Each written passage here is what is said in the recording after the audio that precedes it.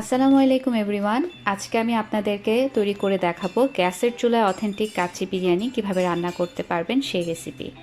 কাচ্চি বিরিয়ানি বেশ কিছু উপকরণ সহযোগে সময় সাপেক্ষ একটি রান্না। ধাপে ধাপে আমি আপনাদের সামনে সহজভাবে উপস্থাপন করার চেষ্টা করেছি। আশা করছি আপনাদের কাছে সহজ লাগবে এবং ভালো লাগবে। ধাপগুলো এবং টিপসগুলো ফলো করবেন, আপনাদের রেসিপিও পারফেক্ট হবে। প্রথম ধাপ হচ্ছে মশলা তৈরি। একটা গ্রাইন্ডারের জায়গায় 2 ইঞ্চি করে 6 টুকরা দারচিনি নিয়েছি। আরও দিতে হবে কালো এলাচ বা শাহি এলাচ, এটাকে অনেকে বড় এলাচও বলে, 2টা। 20 থেকে 25টার মতো ছোট এলাচ বা সবুজ এলাচ। লবঙ্গ দিয়েছি 10 থেকে 12টা। একটা জায়ফল এবং জয়ত্রীর 2টা ফুল দিয়ে দিয়েছি। আরও দিতে হবে পোস্ত দানা 1 টেবিল চামচ পরিমাণ। কাবাব চিনি দিয়েছি 1 চা চামচ পরিমাণ। কালো গোলমরিচের গুঁড়া 1 টেবিল চামচ পরিমাণ। আপনারা চাইলে সাদাটাও ব্যবহার করতে পারেন। এখন এগুলো সবগুলোকে গুঁড়ো করে নিয়েছি। ঠিক এইরকম পাউডার হয়ে যেতে হবে।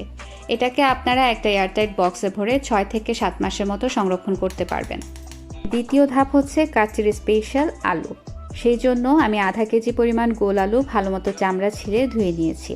তার মধ্যে 1/4 চা চামচ পরিমাণ কমলা রঙের ফুড কালার এবং সামান্য লবণ দিয়ে ভালোমতো মেখে এটাকে ডুবো তেলে ভেজে নিয়েছি। খুব বেশি ভাজা যাবে না, ঠিক এরকম যখন উপরটা একটু ভাজা হবে তখন তুলে নিতে হবে। চলে যাচ্ছি তৃতীয় ধাপ, তরল তৈরিতে। কাচ্চি রান্নায় এই তরলটা আমাদের ব্যবহার করতে হবে। সেই জন্য একটা পাত্রে আমি 1 কাপ পরিমাণ গুঁড়া দুধ নিয়ে নিচ্ছি আর এর মধ্যে 1.25 কাপ পরিমাণ অর্থাৎ 1 কাপের 4 ভাগের 3 ভাগ গরম পানি দিয়ে দিচ্ছি। আপনারা চাইলে এখানে লিকুইড দুধ ব্যবহার করতে পারেন, কিন্তু সেই ক্ষেত্রে আপনাদেরকে 4 কাপ পরিমাণ গরুর দুধ নিয়ে সেটাকে ঘন করে 2 কাপ করে নিতে হবে। এই দুধের মধ্যে আমি 2 টেবিল চামচ পরিমাণ কেওড়া জল দিয়ে দিয়েছি আর ঘি দিয়ে দিচ্ছি 1/4 কাপ পরিমাণ। যদি আপনারা পারফেক্ট টেস্ট পেতে চান তাহলে আপনাদেরকে অবশ্যই গুঁড়া দুধ এবং ঘি ব্যবহার করতে হবে।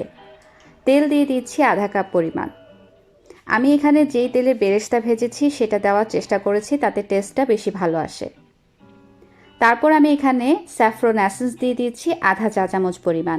আপনারা যদি কেশর স্যাফরন যেটা আছে সেটা ব্যবহার করেন, সেই ক্ষেত্রে চিমটি পরিমাণ কেশরকে 2 টেবিল চামচ পানির সাথে মিলিয়ে তারপর এখানে দিয়ে দিতে পারেন।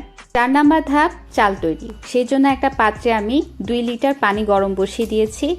তার মধ্যে তেজপাতা 2টা, 5টা এলাচ, 2 ইঞ্চি সমান 2 টুকরা দারচিনি, 8 থেকে 10টার মতো কাবাব চিনি, 10 থেকে 12টার মতো গোলমরিচ এবং স্বাদ অনুযায়ী লবণ দিয়ে দিচ্ছি। পানিটা যেন লবণাক্ত হয় সেই পরিমাণ লবণ আমাদেরকে এখানে ব্যবহার করতে হবে। হাই হিটে এখন পানিটা যখন বলক চলে আসবে তখন আমি এর মধ্যে চাল দিয়ে দিচ্ছি। আমি এখানে চিনি গুঁড়া চাল ব্যবহার করেছি, আপনারা কালিজিরা, গোবিন্দভোগ কিংবা বাসমতি চালও ব্যবহার করতে পারেন। চালটা দেওয়া মাত্রই খুব ভালো মতো নেড়ে পানির সাথে মিলিয়ে দিতে হবে, না হলে কিন্তু চাল চাকা বেঁধে যেতে পারে। চালটা যখন 50% রান্না হয়ে যাবে তখনই এটাকে আমরা পানিটা ঝরিয়ে নেব একটা ঝাঁঝরির মধ্যে। এর থেকে বেশি রান্না করতে যাবে না, তাহলে কিন্তু বিরিয়ানিতে চালটা নরম হয়ে যাবে। পঞ্চম ধাপে চলে আসলাম, মাংস তৈরি।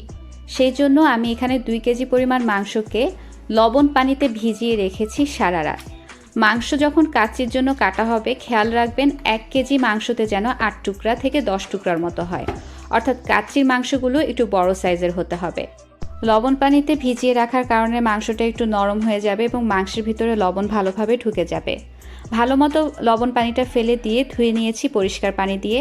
এখন আমি চুলায় 2 টুকরা কয়লা গরম বসিয়ে দিয়েছি। আপনাদের হাতের কাছে কয়লা না থাকলে আপনারা কাঠ পুড়িয়ে নিতে পারেন। কয়লাটা গরম হয়ে গেলে মাংসের পাত্রের মধ্যে একটা ফয়েল পেপার বিছিয়ে এর মধ্যে আমি গরম কয়লাগুলো দিয়ে দেব এবং এর উপরে 2 থেকে 3 ফোঁটা তেল দিয়ে দিচ্ছি।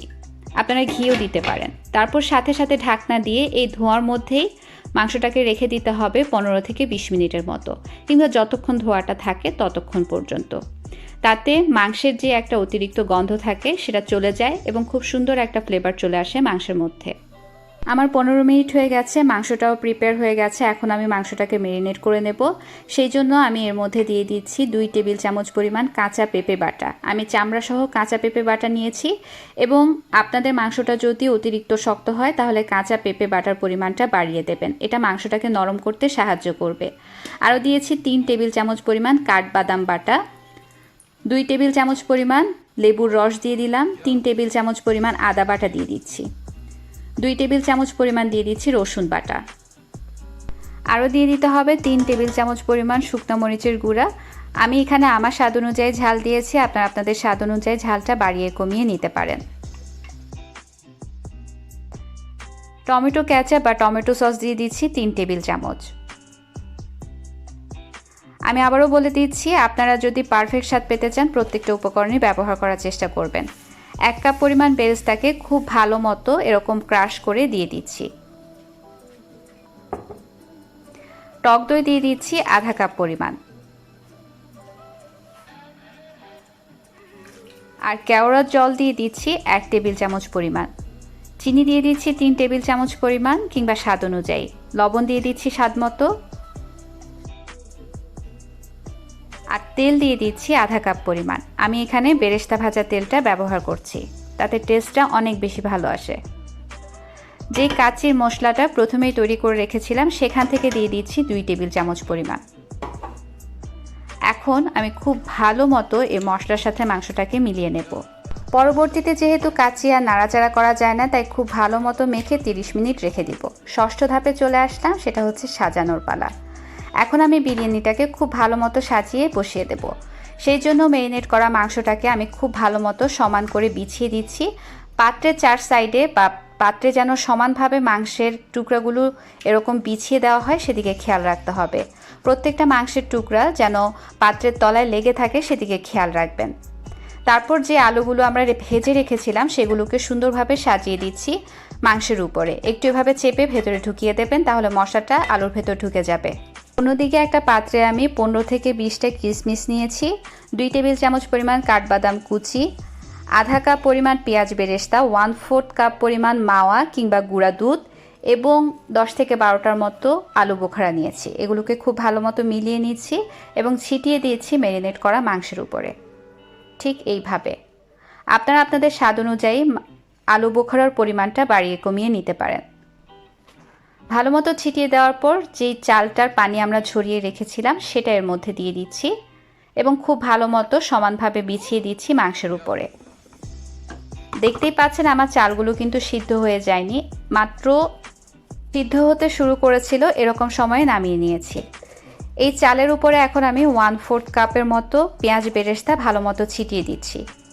যে লিকুইডটা তৈরি করেছিলাম সেটাও ছিটিয়ে দিচ্ছি। কোনোভাবে এক সাইডে ঢেলে দেওয়া যাবে না, চারপাশে সমানভাবে ছিটিয়ে দিতে হবে। তারপর 2 টেবিল চামচ পরিমাণ পানির মধ্যে সামান্য ফুড কালার নিয়ে সেটা মিলিয়ে এর মধ্যে ছিটিয়ে দিলাম। এখন আমি পাত্রটাকে সিল করব, সেই জন্য আমি অ্যালুমিনিয়াম ফয়েল ব্যবহার করছি।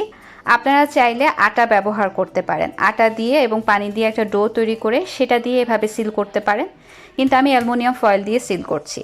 সিল করার সময় খেয়াল রাখবেন কোনো প্রকার কোনো ছিদ্র যেন এর মধ্যে না থাকে। এখন চুলার আঁচটা একদম বাড়িয়ে দিয়ে একটা তাওয়া গরম বসিয়ে দিয়েছি। তাওয়াটা যখন গরম হয়ে গেছে তার মধ্যে আমি বিরিয়ানির পাত্রটা রেখে দিয়েছি। এখন চুলার আঁচটা একদম বাড়িয়ে এটাকে রান্না করব 5 মিনিট। 5 মিনিট পর চুলার আঁচটা একদম কমিয়ে দেব এবং এটাকে এভাবেই রান্না করতে হবে 2 ঘন্টা। 2 ঘন্টা পর আমার বিরিয়ানিটা হয়ে গেছে।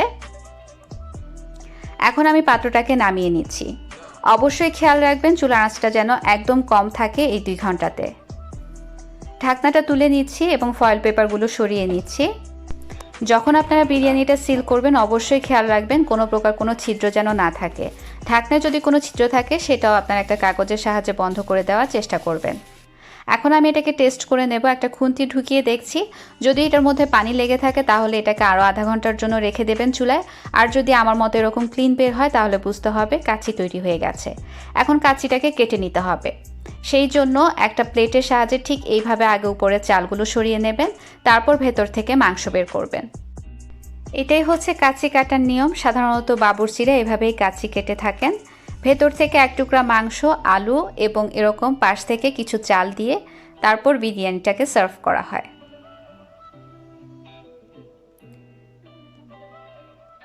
আর দেখতেই পাচ্ছেন আমার বিরিয়ানির মাংসগুলো কিন্তু পারফেক্টলি এরকম সফট হয়ে গেছে। প্রত্যেকটা স্টেপ যদি পারফেক্টলি ফলো করা হয় আপনাদের রেসিপিটাও কিন্তু ঠিক এইরকমই পারফেক্ট হবে। প্লেটে বেড়ে নিচ্ছি, আপনাদেরকে সার্ভ করে দেখাচ্ছি। একটা মাংস আমি আপনাদেরকে কেটে দেখিয়ে দিচ্ছি, দেখুন কতটা নরম হয়েছে। কাঁচা পেঁপে বাটা এবং লবণ পানিতে ভিজিয়ে রাখার কারণেই কিন্তু মাংসটা এরকম পারফেক্টলি সফট হয়েছে। দেখুন চামচ দিয়ে আলগা করা মাত্রই মাংসটা কিন্তু খুলে যাচ্ছে, কিন্তু মাংসের আকার পরিবর্তন হয়নি। এটাই হচ্ছে কাচ্চির বৈশিষ্ট্য। যাই হোক, এই ছিল আমার আজকের আয়োজন। আমি চেষ্টা করেছি আপনাদের সামনে সহজভাবে উপস্থাপন করতে। ধাপে ধাপে প্রত্যেকটা টিপস ফলো করার চেষ্টা করবেন, আপনাদের রেসিপিটাও পারফেক্ট হবে। আজকের মতো এ পর্যন্তই। আল্লাহ আপনাদের সবাইকে সহি সালামতে রাখুন। আমার এরকম আরও অনেক রেসিপি পেতে আমার চ্যানেলটা সাবস্ক্রাইব করতে ভুলবেন না। আপনারা যদি আমার সাথে ফেসবুকে কানেক্টেড থাকতে চান, আমার ফেসবুক পেজের লিঙ্ক এবং গ্রুপের লিঙ্ক ডেসক্রিপশন বক্সে দেওয়া আছে, অ্যাড হয়ে থাকবেন। আজকের মতো এ পর্যন্তই। আল্লাহ হাফেজ। কিপ ওয়াচিং ভোজন বিলাস বাই আলাইসা।